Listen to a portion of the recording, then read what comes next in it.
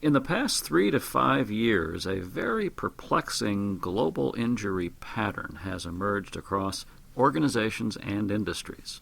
The pattern is this: recordable and lost time injuries are declining steadily, while at the same time serious injuries and fatalities are level or increasing. There are two things about this pattern that are disturbing to leading organizations. One, all the things that we've been doing in safety are not effectively reducing the most devastating injuries. And two, this injury pattern is a direct contradiction of one of the fundamental models of modern safety science. The model I'm referring to is Heinrichs' safety triangle, which, though it's 80 years old, is still highly influential in the thinking of most organizations. The Heinrich model claims that reducing injuries at the bottom of the triangle will result in proportionate reductions at the top. This idea has guided safety strategy in organizations for many years. But if this claim is true, then recordable injuries and serious and fatal injuries would decline in parallel, which they are not. At the level of the individual location, the problem looks like this. Ask the plant manager how his or her facility is doing in safety this year, and they'll say, "We're doing really well. Our injury rates are at the lowest point ever." And then a few months later, they have a fatality or a very serious injury or both, and it seems like they have been blindsided. They say, "What happened? We thought we were doing so well." In response to this situation, BST and Mercer ORC got together with a group of 7 global companies to see if we could understand this problem and develop a strategy to address it. The study found that recordable and lost time injuries could easily be divided into 2 categories: those that had high versus low potential to be serious. For example, a worker working on the top of a rail car slips, catches himself, and strains his back.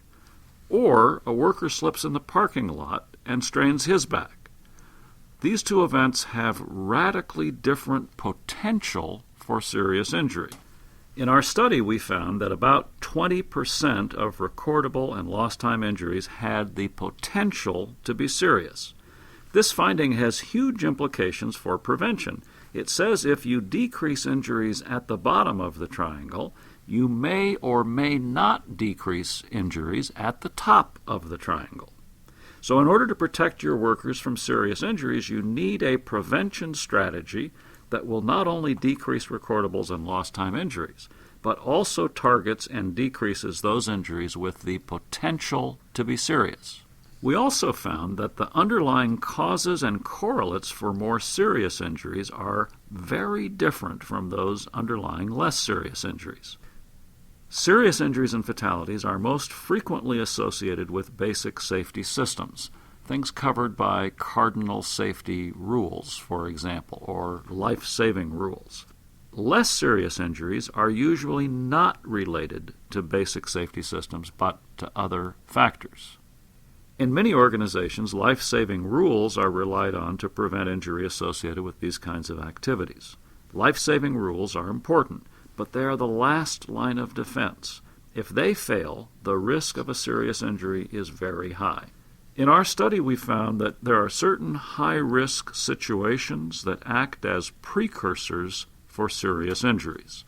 A precursor is an unmitigated high-risk situation that will eventually result in a serious injury if allowed to continue.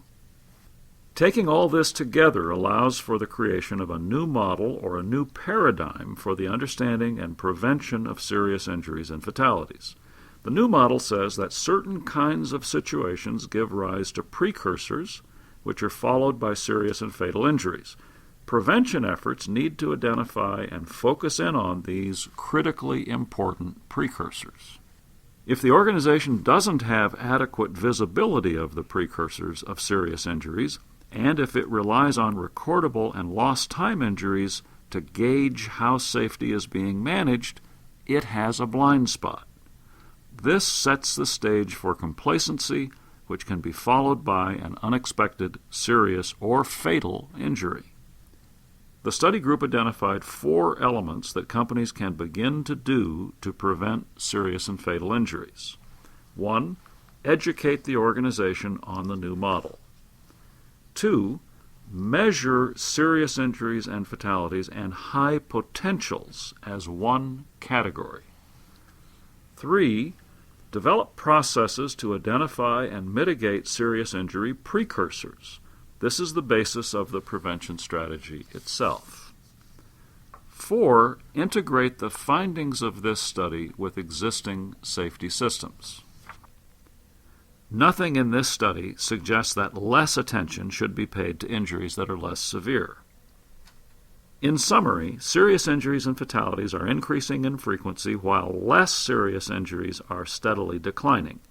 Investigation finds that the reason is that the potential for serious injury is present in only 20% of less serious injury, and more serious injuries have different causes and correlates.